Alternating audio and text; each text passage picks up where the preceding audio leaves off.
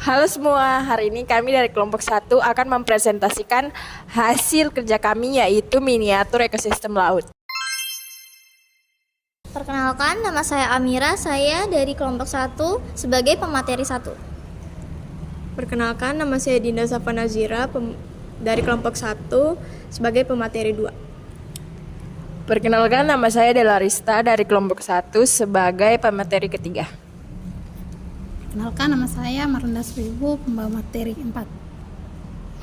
Saya Nelson Glenn Freddy Kalem sebagai pemateri 5. Perkenalkan, nama saya Nizar Sabila dari kelompok 1 sebagai pemateri 6. Perkenalkan, nama saya Rahul Mokai sebagai pemateri 7.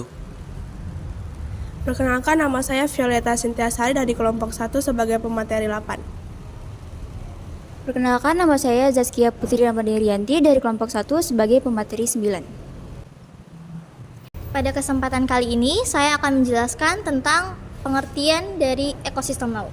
Ekosistem laut adalah salah satu jenis ekosistem terbesar yang ada di alam. Ekosistem maksudnya itu tataan yang melibatkan hubungan timbal balik atau simbiosis tak terpisahkan antara makhluk hidup dan lingkungannya. Dan selanjutnya saya akan menyebutkan beberapa cara agar kita bisa menjaga laut kita. Yang pertama tuh kurangi pemakaian produk yang berbahan plastik. Yang kedua, membantu merawat kebersihan laut dan pantai. Ketiga, tidak membuang sampah ke laut. Keempat, menjaga kelestarian terumbu karang dengan tidak merusak atau mengambilnya secara sembarangan. Selanjutnya ada melakukan reboisasi pantai dan reklamasi pantai. Dan yang terakhir, tidak menggunakan bahan peledak dan kimia lainnya saat mencari ikan. Selanjutnya, materi kedua akan dibacakan oleh teman saya.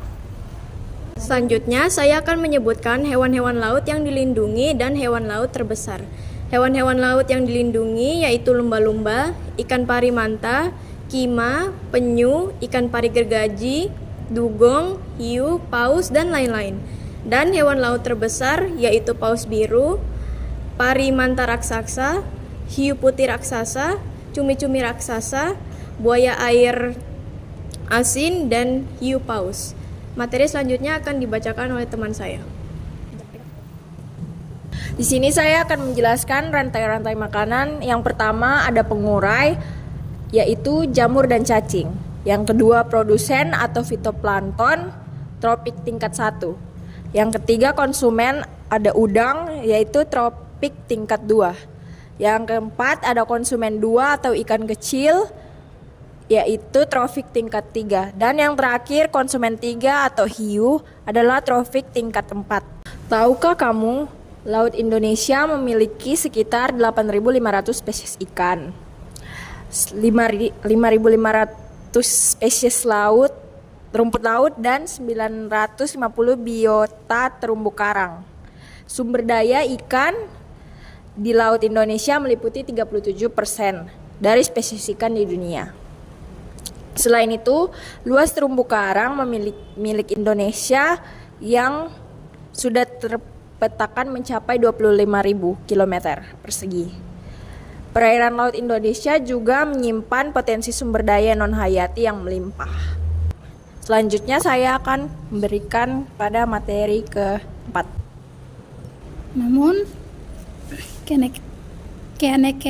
keanekaragaman hasil laut Indonesia mulai terancam karena mulai rusak akibat perbuatan pihak yang tidak bertanggung jawab masuk ke ekosistemnya. Upaya apa yang harus dilakukan? Tidak membuang sampah ke sungai, tidak membuang sampah ke laut, mengurangi pemakaian produk perubahan plastik serta mendaur ulang sampah menjadi barang tempat guna. Tidak menggunakan bahan peledak dan bahan kimia lainnya saat mencari ikan. Melakukan reboisasi dan reklamasi pantai, melestarikan terumbu karang. Yang berikutnya saya akan membacakan tentang pengaruh peningkatan suhu air laut terhadap ekosistem laut. Yang pertama adalah pemutihan karang. Suhu air laut yang meningkat menyebabkan karang mengeluarkan gangguan yang hidup di jaringannya yang menyebabkan karang menjadi putih terhadap penyakit serta kematian. Yang kedua, berkurangnya produsen laut. Meningkatnya suhu air laut mengakibatkan zooplankton mulai tumbuh lebih cepat daripada fitoplankton dan menyebabkan berkurangnya fitoplankton. Sehingga hilangnya fitoplankton tersebut akan menyebabkan bahan organik dan oksigen tidak dapat diproduksi. Yang ketiga adalah berkurangnya oksigen di laut. Peningkatan suhu air laut tentunya membuat suhu air lebih hangat.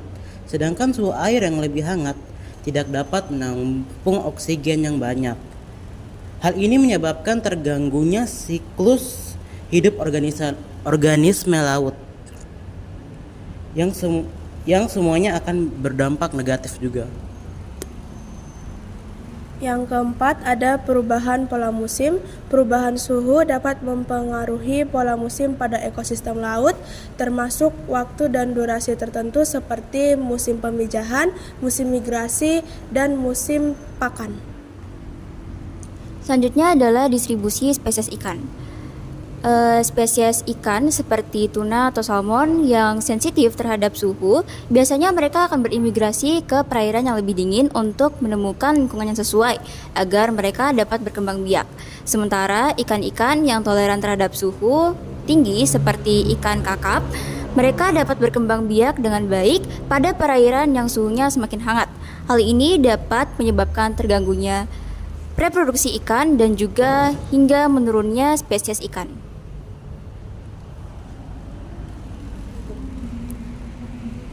Baik, itulah penjelasan dari miniatur tentang ekosistem laut. Terima kasih sudah menonton. Jangan lupa subscribe ya. Bye.